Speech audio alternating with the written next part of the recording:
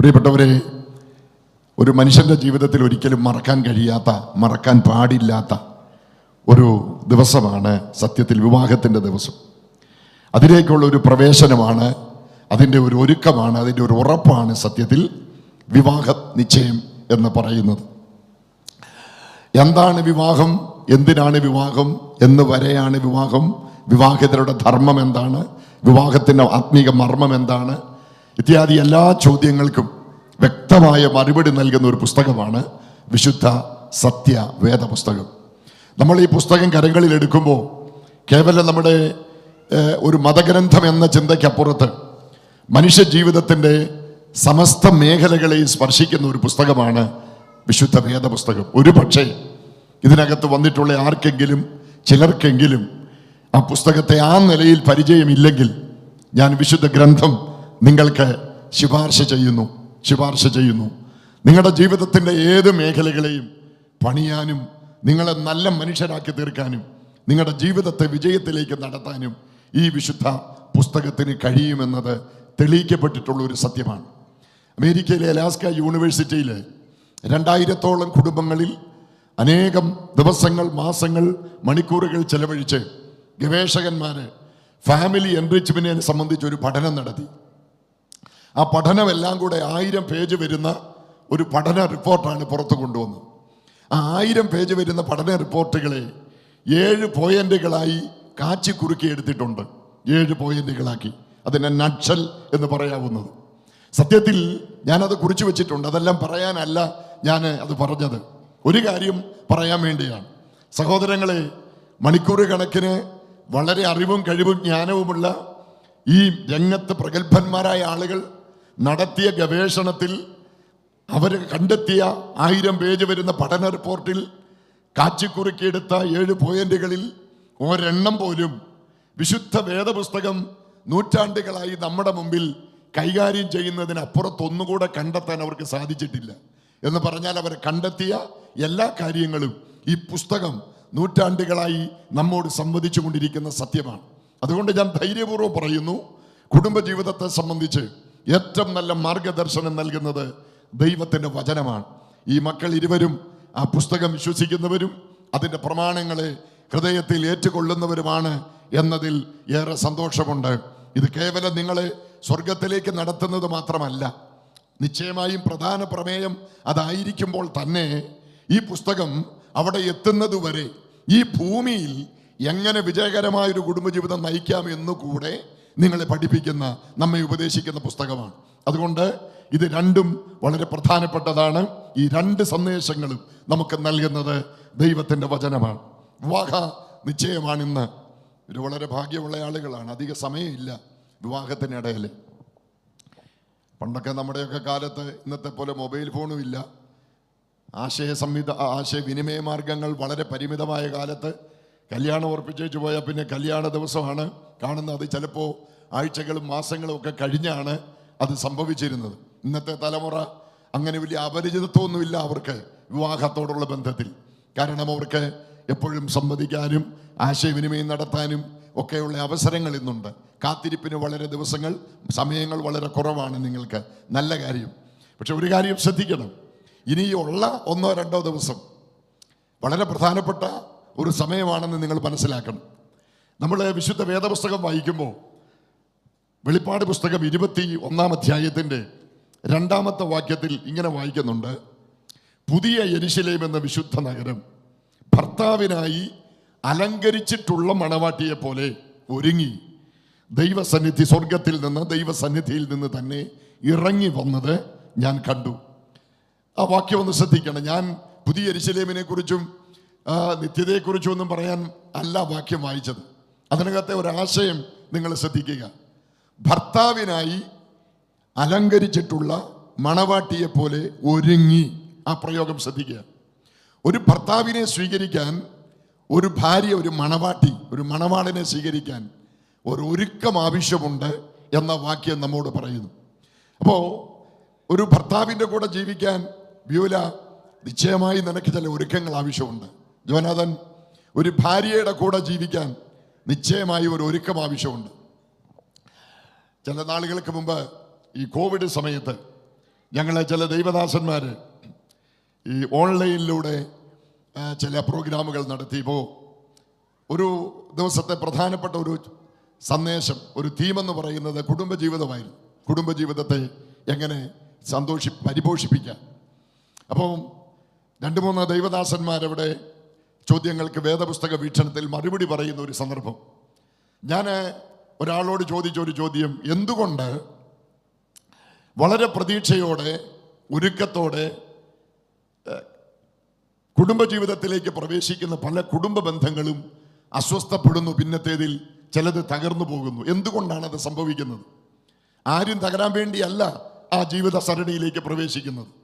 അപ്പോൾ അതിനകത്ത് വന്ന ഒരു ദൈവദാസൻ പറഞ്ഞ ഒരു മറുപടി, രസികനായ കർത്തൃദാസൻ പറഞ്ഞ ഒരു കാര്യം വളരെ രസകരമായിട്ട് എനിക്ക് തോന്നി. അദ്ദേഹം പറഞ്ഞു, പാസ്റ്റർ, അതിനൊരു കാരണമുണ്ട്. ഇപ്പം ഒരു ഹോസ്പിറ്റലിൽ ഒരു നേഴ്സിനെ ജോലിക്കെടുക്കുമ്പോൾ ഹോസ്പിറ്റലിൻ്റെ പരസ്യം നമ്മൾ കാണുന്ന എന്താണ്? കുറഞ്ഞ പക്ഷം 2 വർഷമെങ്കിലും എക്സ്പീരിയൻസ് ഉള്ള ഒരു നേഴ്സിനെ ആണ് ഒരു ഹോസ്പിറ്റലിലേക്ക് അവർ തിരഞ്ഞെടുക്കുന്നത്. ഒരു കമ്പനിയിലേക്ക് ഒരാളെ, ഒരു എഞ്ചിനീയറെ തിരഞ്ഞെടുക്കുമ്പോൾ കമ്പനിയുടെ പരസ്യം തന്നെ കുറഞ്ഞ പക്ഷം 2 വർഷമെങ്കിലും എക്സ്പീരിയൻസ് ഉള്ള ആളുകളെയാണ് കമ്പനി എപ്പോഴും ആവശ്യപ്പെടുന്നത്, അന്വേഷിക്കുന്നത്. അദ്ദേഹം പറഞ്ഞൊരു കാര്യം, ഈ കുടുംബജീവിതത്തിൽ എപ്പോഴെങ്കിലുമൊക്കെ ചില അസ്വസ്ഥതകൾ വരാനുള്ള കാരണം, ചിലതെങ്കിലും തകർന്നു പോകാനുള്ള കാരണം, ഒരു മുൻപരിചയം ഇല്ലാത്ത ഒരു മേഖലയിൽ ആദ്യമായിട്ട് നിങ്ങൾ പ്രവേശിക്കുക. ഇവിടെ ഇതുവരെ ഏതെങ്കിലും ഒരു പരസ്യത്തിൽ നിങ്ങൾ കണ്ടിട്ടുണ്ടോ? വിവാഹാലോചനയിൽ സുന്ദരനും സുമുഖനും വിദ്യാസമ്പന്നനും നല്ല ജോലിയും വരുമാനമുള്ള 2 വർഷം എക്സ്പീരിയൻസ് ഉള്ള ഒരു യുവാവിനെ ഒരു ഭാര്യ അന്വേഷിക്കുന്നത്? അങ്ങനെ പരസ്യമില്ല. കാരണം കുടുംബജീവിതത്തിനകത്ത് നമ്മൾ ആ കുടുംബജീവിതത്തിലേക്ക് പ്രവേശിക്കുമ്പോൾ ഇതൊരു പുതിയ തുടക്കമാണ്. അതുകൊണ്ടാണ് ഞാൻ നിങ്ങൾ 2 പേരോടും പറയുന്നത്, മക്കളെ, ഒരു വിജയകരമായ കുടുംബജീവിതം നയിക്കാൻ നിങ്ങൾക്ക് പ്രിപ്പറേഷൻ ആവശ്യമുണ്ട്, ഒരുക്കം ആവശ്യമുണ്ട്. 3 തരത്തിലുള്ള ഒരുക്കം വേഗത്തിൽ ഞാൻ പറഞ്ഞ് അവസാനിപ്പിക്കാം. ഒന്ന്, ഒരു ഫിസിക്കൽ പ്രിപ്പറേഷൻ വേണം കുടുംബജീവിതത്തിന്. എന്ന് പറഞ്ഞ അർത്ഥം എന്താ? ഇപ്പം വിവാഹത്തിൻ്റെ നിശ്ചയം, ഇതിനു മുമ്പ് നിങ്ങൾ ഈ ആലോചന തുടങ്ങിയത് മുതൽ സത്യത്തിൽ ആ പ്രിപ്പറേഷൻ തുടങ്ങിയിട്ടുണ്ട്. ഇനി വിവാഹത്തിൻ്റെ ദിവസവും പലതും നടക്കാനുണ്ട്. വളരെ മനോഹരമായ ഒരു സംവിധാനത്തിൽ ഇതെല്ലാം ഒരുക്കിയിട്ടാണ് ഇന്ന് നമ്മൾ ഇവിടെ വന്നത്. വിവാഹ ദിവസവും ആ ഒരുക്കങ്ങൾ തുടരും. വിവാഹ സദ്യ കഴിഞ്ഞ് എല്ലാവരും പിരിയുന്നതും അത് കഴിയുന്നത് വരെ ഒരുക്കങ്ങൾ തുടർമാനമായി നടന്നുകൊണ്ടിരിക്കും. അതൊക്കെ ഒരു വശമാണ്. ഇന്നത്തെ നിർഭാഗ്യകരമായ ഒരു കാര്യം, പല ആളുകളും കുടുംബജീവിതത്തിൽ ആത്മീക ഒരുക്കത്തെക്കാളും മാനസിക ഒരുക്കത്തെക്കാൾ പ്രാധാന്യം കൊടുക്കുന്നത് ഭൗതിക ഒരുക്കങ്ങൾക്കാണ്. പല ആളുകളും വളരെ അതിനകത്ത് അഭിമാനം കൊള്ളുന്നത് ഞാൻ കണ്ടിട്ടുണ്ട്.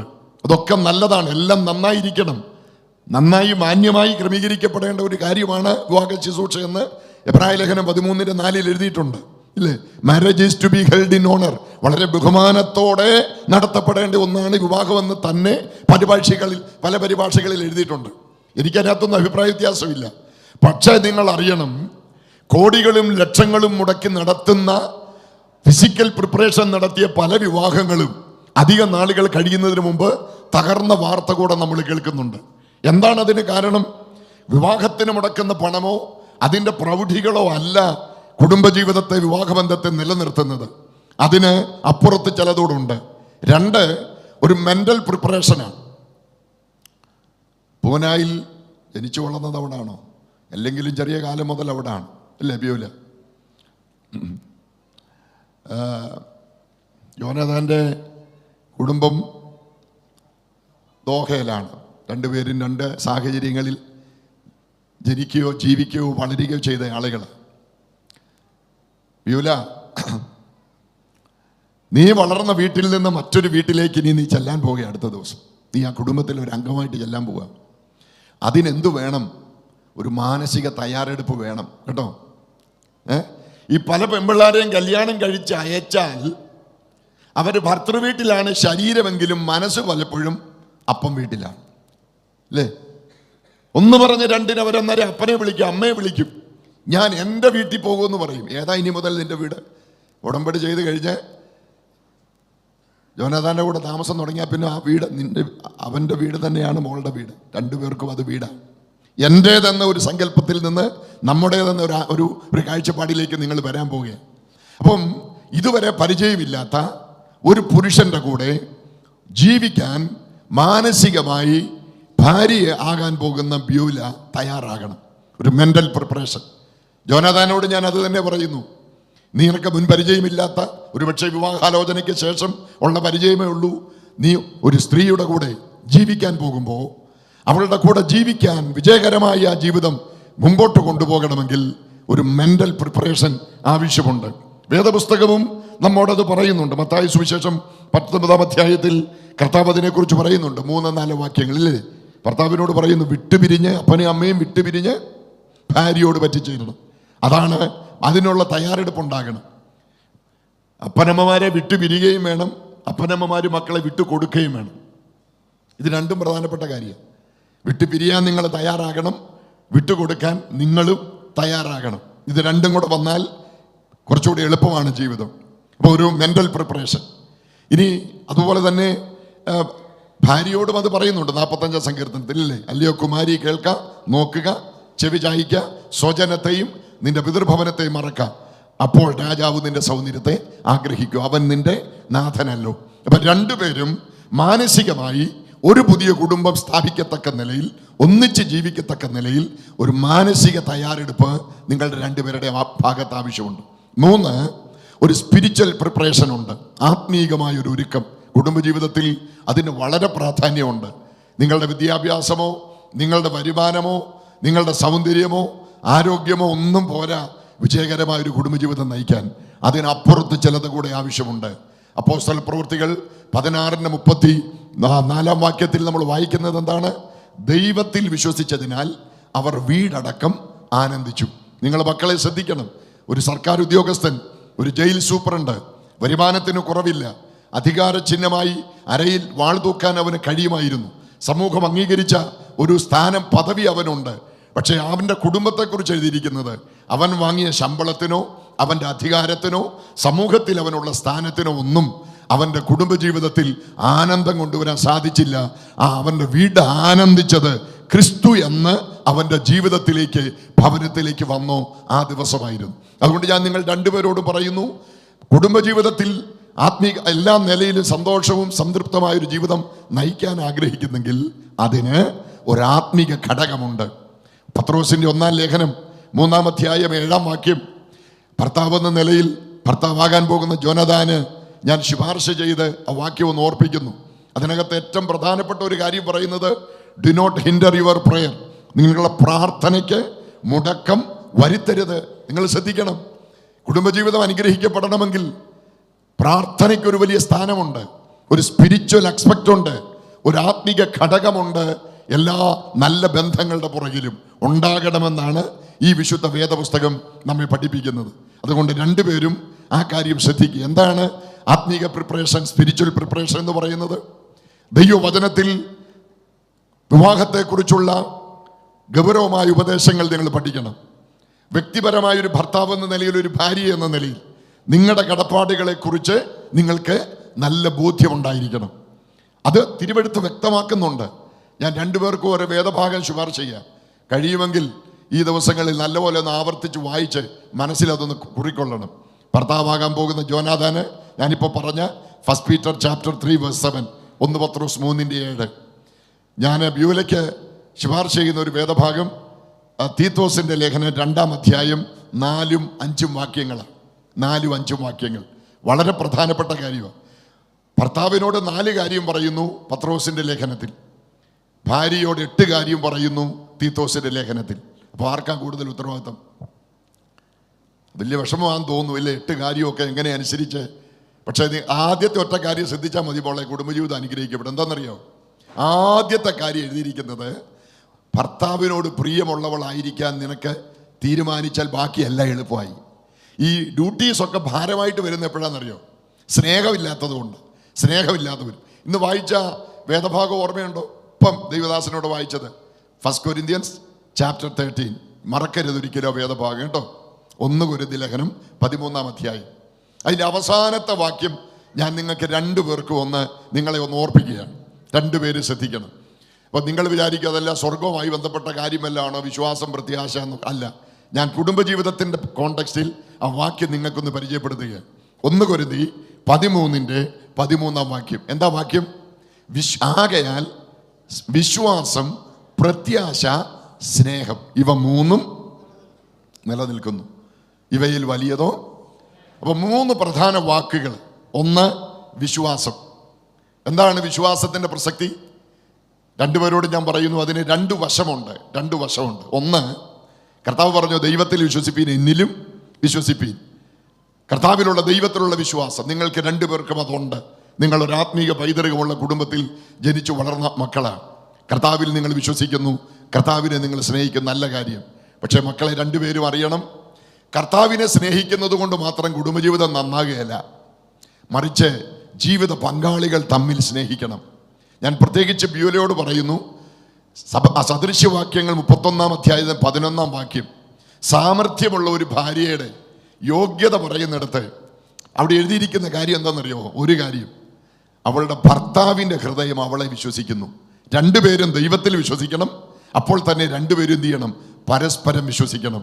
ഇവിടുത്തെ കുടുംബ കോടതികളിൽ ഒരുപാട് ആളുകൾ കയറി ഇറങ്ങുന്നത് ദൈവത്തിൽ വിശ്വാസം ഇല്ലാഞ്ഞിട്ടല്ല. 2 പേരും അത് തിരിച്ചറിയണം. ദൈവത്തിൽ വിശ്വാസം ഇല്ലാത്തവരല്ല, അവർക്കൊക്കെ ദൈവത്തിൽ വിശ്വാസമുണ്ട്. മതപരമായ ചടങ്ങുകളും ആചാരങ്ങളും അനുസരിച്ചാണ് അവരൊക്കെ വിവാഹത്തിലേക്ക് പ്രവേശിച്ചത്. പക്ഷെ പലരും അതിൻ്റെ ലക്ഷ്യത്തിലും പൂർണ്ണതയിലും എത്തുന്നതിന് മുമ്പ് വേർപിരിയാൻ ശ്രമിക്കുന്നത് പരസ്പര വിശ്വാസം നഷ്ടപ്പെട്ടത് കൊണ്ടാണ്. ഞാൻ 2 പേരോടും പറയുന്നു, അവിശ്വാസം ജനിപ്പിക്കാൻ സാധ്യതയുള്ള ഒരു ലോകത്താണ് നമ്മൾ ജീവിക്കുന്നത്. ഇന്ന് സാങ്കേതിക വിദ്യയുടെ കാലഘട്ടമാണ്. 2 പേരുടെയും കയ്യിൽ മൊബൈൽ ഫോണുണ്ട്, ലാപ്ടോപ്പുകളുണ്ട്, ഇന്റർനെറ്റ് സംവിധാനങ്ങളുണ്ട്. മക്കളെ, ഒരു കാര്യം ഓർത്തുകൊള്ളണം, ഭാര്യ ഭർത്താക്കന്മാർക്കിടയിൽ സംശയം ജനിപ്പിക്കുന്ന ഒന്നിനും നിങ്ങളുടെ ജീവിതത്തിൽ ഇടം കൊടുക്കരുത്. അതൊരു മിസ്ഡ് കോൾ ആകാം, ഒരു മെസ്സേജ് ആകാം, അത്രയും മതി. വലിയ കാര്യങ്ങളൊന്നും വേണ്ട. ഞങ്ങൾ ദൈവദാസന്മാർ അനുഭവത്തിൽ നിന്ന് പറയുകയാണ്, ഒരുപാട് കുടുംബങ്ങളിൽ സംശയത്തിൻ്റെ വിത്തുകൾ വിതച്ചത് ഇതുപോലെയുള്ള ചെറിയ കാര്യങ്ങളാണ്. അതുകൊണ്ട് 2 പേരോടും ഞാൻ അഡ്വാൻസ് ആയിട്ട് പറയുന്നു, ഉടമ്പടി ചെയ്യുന്നതിന് മുമ്പ് തന്നെ ഈ ഉപദേശം നിങ്ങൾക്ക് തരുന്നു. Believe in God and believe each other. ദൈവത്തിൽ വിശ്വസിക്കണം, നിങ്ങൾ പരസ്പരം വിശ്വസിക്കണം. ഒരു കാരണവശാലും പരസ്പര വിശ്വാസത്തിന് മങ്ങലേൽക്കുന്നതൊന്നും ജീവിതത്തിൽ ഉണ്ടാകാതിരിക്കാൻ സൂക്ഷിച്ചു കൊള്ളണം. 1-ാമത്തെ കാര്യം. 2-ാമത്തെ കാര്യം വിശ്വാസം, പ്രത്യാശ. ഹോപ്പ് എന്ന വാക്കാണ് നമ്മൾ സാധാരണ പറയുന്നതെങ്കിലും ചില പഴയ പരിഭാഷകളിൽ ഹോപ്പ് എന്നതിന് പകരം എക്സ്പെക്ടേഷൻ, പ്രതീക്ഷകൾ എന്നൊരു പ്രയോഗം ഉപയോഗിച്ചിട്ടുണ്ട്. ഞാൻ ഈ കുടുംബജീവിതത്തിൻ്റെ കോണ്ടെക്സ്റ്റിൽ ഞാൻ നിങ്ങളോട് ആ വാക്ക് ശുപാർശ ചെയ്യുന്നു. കുടുംബജീവിതത്തിൽ പ്രതീക്ഷകൾക്ക് വളരെ സ്ഥാനമുണ്ട് കേട്ടോ. 2 പേരും അറിയണം, പ്രതീക്ഷകൾക്ക് ഒത്തിരി സ്ഥാനമുണ്ട് കുടുംബജീവിതത്തിൽ. ഇപ്പോഴത്തെ ഇരിപ്പും ഒക്കെ കണ്ടാൽ നിങ്ങൾ പ്രതീക്ഷിച്ചതുപോലെ ഒരു അച്ചാച്ചനെയാണ് കിട്ടിയതെന്ന് പറയാനുള്ള വ്യഗ്രതയിലായിരിക്കുന്നു. നേരെ തിരിച്ച് ജോനാഥാനും അങ്ങനെയാണ്. ഞാൻ പ്രതീക്ഷിച്ച പോലെ ഒരു പെണ്ണിനെ എനിക്ക് കിട്ടിയെന്ന് പറയാൻ വേണ്ടിയാണ് ഒരുങ്ങിയിരിക്കുന്നത്. നല്ല കാര്യം. പക്ഷേ അനുഭവത്തിൻ്റെ വെളിച്ചത്തിൽ, പഠനങ്ങളുടെ വെളിച്ചത്തിൽ പറയും, ലോകത്താർക്കും ഇതുവരെ അവർ പ്രതീക്ഷിച്ചതുപോലെ ഫുൾ പ്രതീക്ഷയും പൂർത്തിയാക്കിയ ഒരാളെയും കിട്ടിയിട്ടില്ല. അത് നിരാശപ്പെടുത്താൻ പറഞ്ഞതല്ല, മറിച്ച് നിങ്ങളെ തമ്മിൽ ദൈവം യോജിപ്പിക്കുന്നത്, ഈ ഭൂമിയിൽ യോജിപ്പിക്കാവുന്നതിൽ ഏറ്റവും നല്ലതിനെ തമ്മിൽ ദൈവം യോജിപ്പിച്ച നിങ്ങൾക്ക് ആ ബോധ്യം ഉണ്ടായാൽ മതി. എന്നാൽ എല്ലാ മാനുഷിക പ്രതീക്ഷകളും അതുപോലെ പൂർണ്ണമാകുന്ന ഒരു തെരഞ്ഞെടുപ്പ് ലോകത്താർക്കും സാധിച്ചിട്ടില്ല. ഇവിടെ ഇരിക്കുന്ന എല്ലാ ആളുകളോടും ചോദിച്ചു നോക്ക്, കുടുംബജീവിതത്തിൽ എത്രയോ ഏറ്റക്കുറച്ചിലുകൾ ഉണ്ടായിട്ടുണ്ട്. എല്ലാ പ്രതീക്ഷകളും എൻ്റെ ഭാര്യയോടെ വന്നിട്ടുണ്ട്. ഒരു ഭാര്യയിൽ നിന്ന് ഞാൻ പ്രതീക്ഷിക്കുന്നതെല്ലാം, ഒരു ഭർത്താവ് എന്ന നിലയിൽ എന്നിൽ നിന്ന് അവൾ പ്രതീക്ഷിക്കുന്നതെല്ലാം 100% പൂർത്തിയാക്കാൻ സാധിച്ചിട്ടില്ല, സാധിക്കുകയുമില്ല. നമ്മളൊക്കെ പരിമിതികളുള്ള മനുഷ്യരാണ്. എന്നാൽ ഞാൻ നിങ്ങളോടൊരു കാര്യം പറയുന്നു, കുടുംബജീവിതത്തിൽ പ്രതീക്ഷകൾക്ക് ഒത്തിരി സ്ഥാനമുണ്ട്. ഭക്ഷണം ഉണ്ടാക്കാൻ അറിയാമോ? അറിയാം. അപ്പോൾ അമ്മയ്ക്ക് പ്രത്യേക അഭിനന്ദനങ്ങൾ. മിക്കവാറും ഞാൻ കല്യാണം നടത്തുമ്പോൾ ഈ ചോദ്യം ചോദിക്കുന്ന പെൺപിള്ളേർ അമ്മയുടെ മുഖത്തോട്ട് അന്നേരം നിസ്സഹായമായിട്ട് നോക്കും, എന്താ അമ്മ പഠിപ്പിക്കാഞ്ഞെന്ന്. ഈ മകള് നല്ല പ്രാഗൽഭ്യത്തോടെ പറഞ്ഞു അറിയാവുന്ന. ബാക്കി ജോനാഥാൻ അനുഭവിക്കാം. അറിയാമെന്ന് പറഞ്ഞ സത്യമാണെങ്കിൽ വരുന്ന ദിവസങ്ങളിൽ അത് അങ്ങനെ തന്നെ നടക്കട്ടെ, നല്ല കാര്യം. ജോനാഥാനും ഞാൻ പറയാം, ഇപ്പം ഏതായാലും 2 പേര്, ഒരാൾ നോർത്ത് ഇന്ത്യൻ കോണ്ടെക്സ്റ്റിലും മറ്റൊരാൾ ഗൾഫ് കോണ്ടെക്സ്റ്റിലും ജനിച്ചതും ജീവിച്ചതും ഭക്ഷിക്കുന്നതും ഒക്കെ ടേസ്റ്റുകളിലൊക്കെ കുറേ വ്യത്യാസം ഉണ്ടാകും, സ്വാഭാവികമാണ്. അങ്ങനെ എന്തെങ്കിലും 2 പേരുടെ ടേസ്റ്റിനനുസരിച്ച് പെട്ടെന്ന് അങ്ങോട്ട് ഒക്കാതെയൊക്കെ വന്നാൽ ഞാൻ ഈ പറഞ്ഞ വാക്ക് ഓർത്താൽ മതി, പ്രതീക്ഷകൾ കൈവിടരുത് കേട്ടോ. മലയാളത്തിലൊരു പാട്ടുണ്ട്, നിങ്ങളൊക്കെ പാട്ട് കുടുംബമായിട്ടൊക്കെ ബന്ധപ്പെട്ടവരാണല്ലോ, അറിയാം പാട്ട്.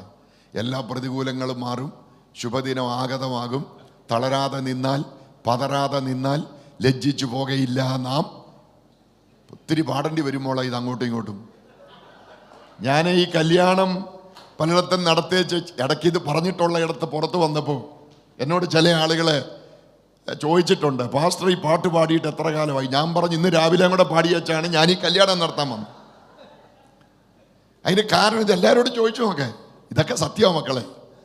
അതിന് കാരണം എന്നാന്ന് ചോദിച്ചാൽ, ഞാൻ മുമ്പേ പറഞ്ഞതാ, എല്ലാ പ്രതീക്ഷകളും സഫലമാകുന്ന ഒരു ജീവിത പങ്കാളി ആർക്കും കിട്ടിയിട്ടില്ല. പക്ഷെ എവിടെങ്കിലും കുറവ് വന്നാൽ, ഒരു പോരായ്മ വന്നാൽ, മതി ഇത്രയൊന്നും അല്ല ഞാൻ പ്രതീക്ഷിച്ചത്, ഇങ്ങനല്ല ഞാൻ പ്രതീക്ഷിച്ചത് എന്ന് പറയരുത്. അപ്പോൾ നിങ്ങൾ ഇത് ചിന്തിക്കും. പ്രതീക്ഷകൾക്ക് ജീവിതത്തിൽ ഒത്തിരി സ്ഥാനമുണ്ട്. എൻ്റെ ഭാര്യ എന്നോട് പലപ്പോഴും പറയരുതെന്ന് ആരോടും.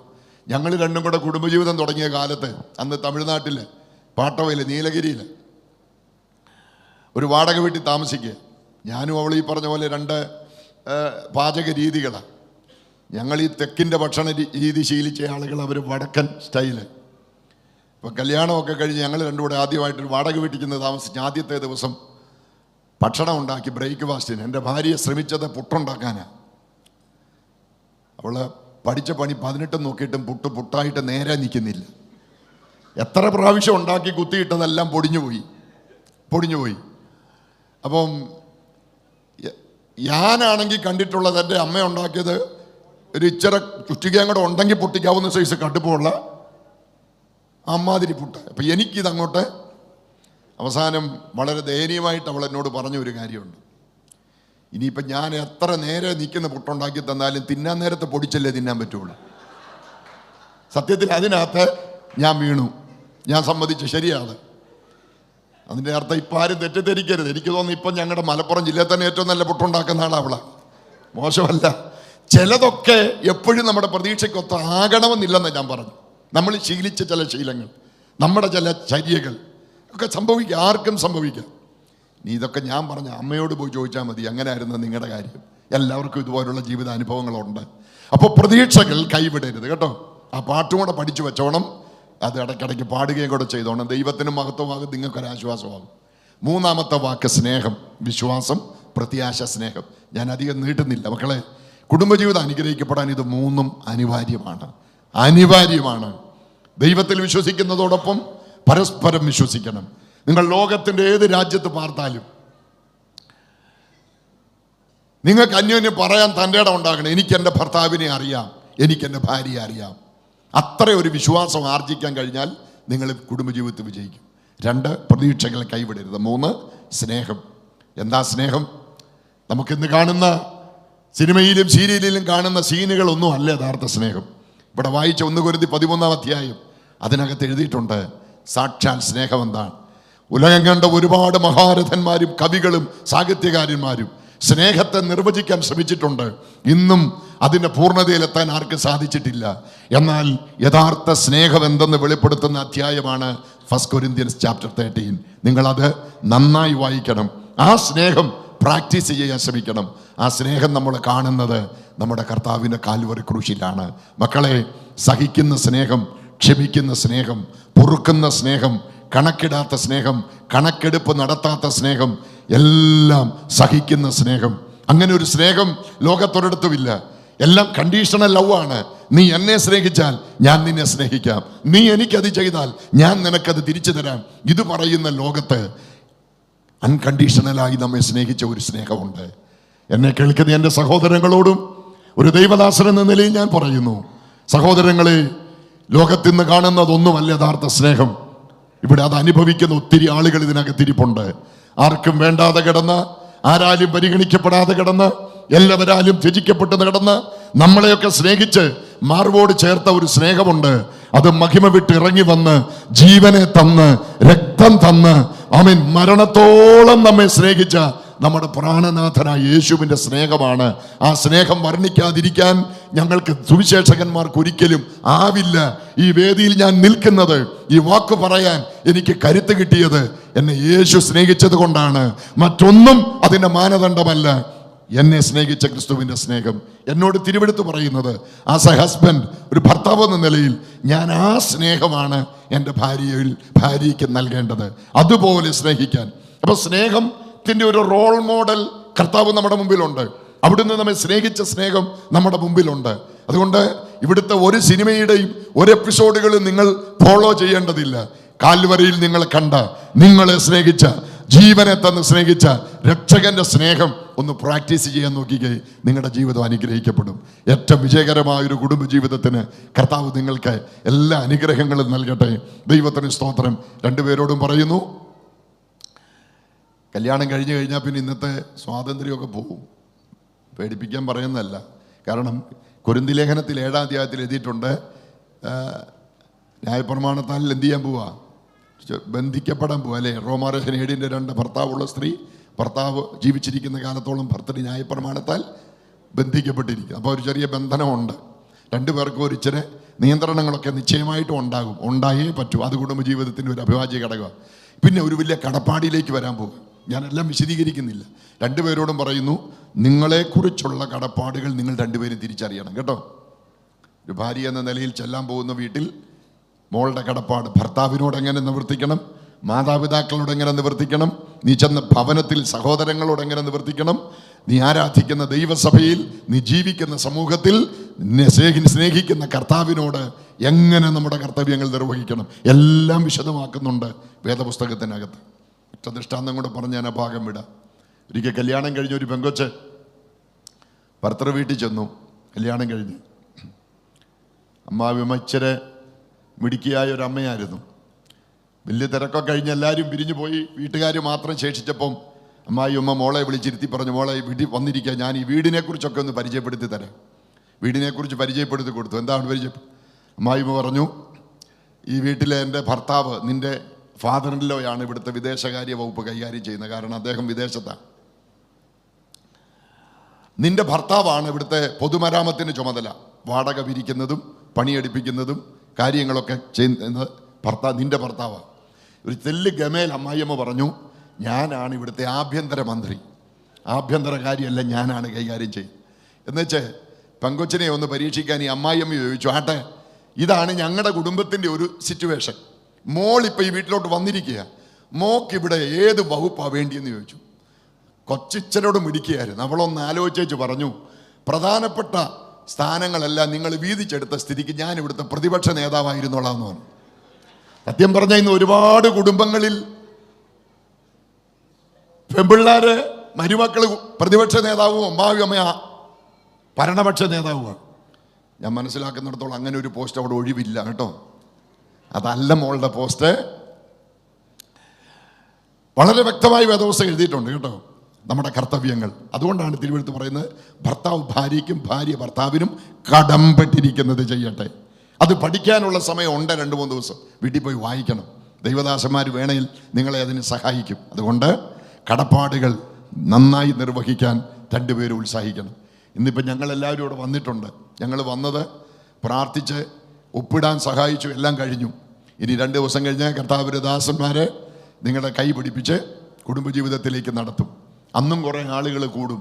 എന്തിനാ കൂടുന്നതെന്നറിയാവോ? ഞങ്ങളെല്ലാവരും കൂടെ കടൽ തീരത്ത് പോയിട്ടുണ്ടേ മനസ്സിലാകും. മുക്കോമാർ മീൻ പിടിക്കാൻ വേണ്ടി പോകുമ്പോൾ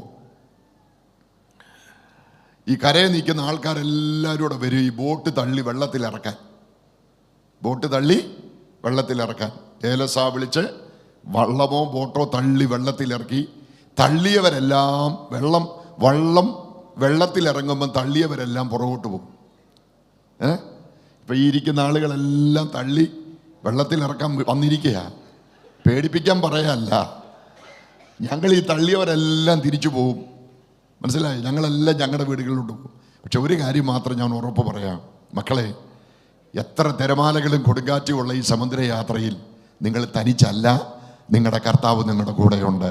ഞങ്ങൾ ഇത്രയും ആളുകൾ അനുഭവത്തിൻ്റെ വെളിച്ചത്തിൽ സധൈര്യം പറയുന്നു, അപ്പനും അമ്മയ്ക്കും കൂടെ നിൽക്കാൻ പറ്റാത്തപ്പോഴും, സഹോദരങ്ങൾ കൂടെ നിൽക്കാൻ പറ്റാത്തപ്പോഴും, ലോകത്തിൽ ആർക്കും സഹായിക്കാൻ കഴിയാത്തപ്പോഴും നിങ്ങളെ അനാഥരായി വിടുകയില്ലെന്ന് പറഞ്ഞ ഒരുവൻ കുടുംബത്തിന് നാഥനായി നിങ്ങളോട് കൂടെ ഉണ്ടായിരിക്കും.